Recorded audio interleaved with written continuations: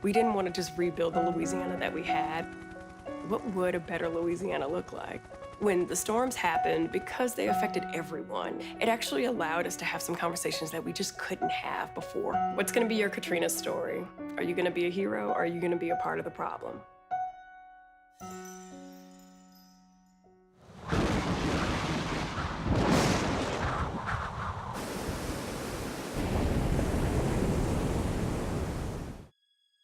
Most people woke up at historic moment and realized not only had the storm come through, but the levees had broken.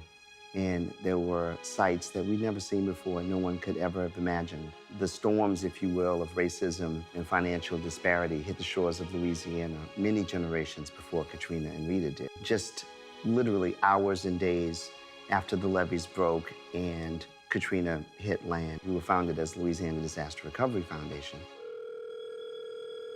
I was living in New York at the time working for the Ford Foundation, but I had received a phone call saying money is coming in from all around the world and the governor wants to set up a foundation and we'd like for you to come and help us think this through. And we determined that we really needed to set up a separate foundation for the state. The government couldn't manage it. We did everything that we could do to assure people who were sending money that the money would go for purposes that it was intended. And I started calling people. Some were expatriates, some were people who lived in the state and had evacuated. Some were people of national stature. As a native of Louisiana, I felt a passion to return to help. Hurricane Katrina gave a human face to poverty and inequality. We had to emphasize the importance of equity and inclusion in rebuilding Louisiana. Our staff went out where the people were, asked them about their strengths and their aspirations. We saw leadership emerge to empower the community to participate in the deliberations about their future. We've only been effective by working with and through people.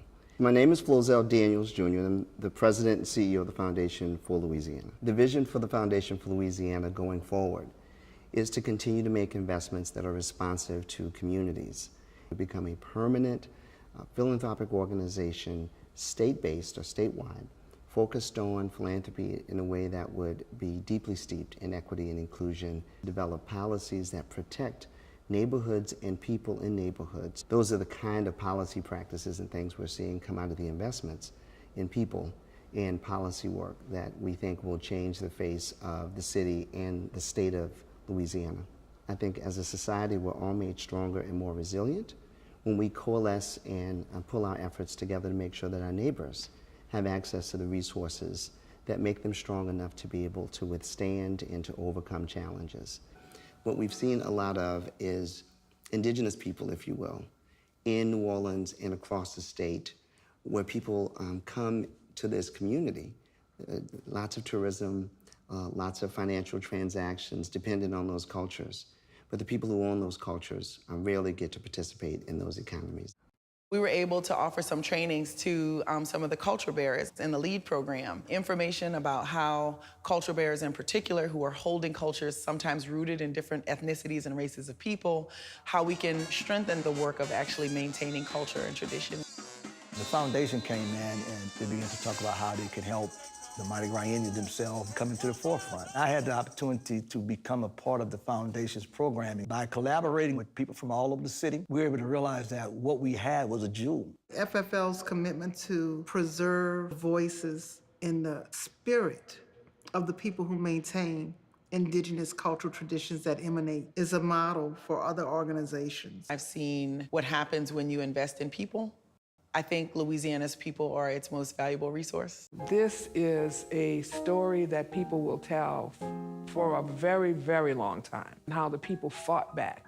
They fought back because there's a resilient culture that lives here. We fought back because there's a way in which we know and we understand the need to be able to take that deep breath and try just a little bit harder. The soul would have no rainbows if the eyes did not have tears. I think that sort of captured it.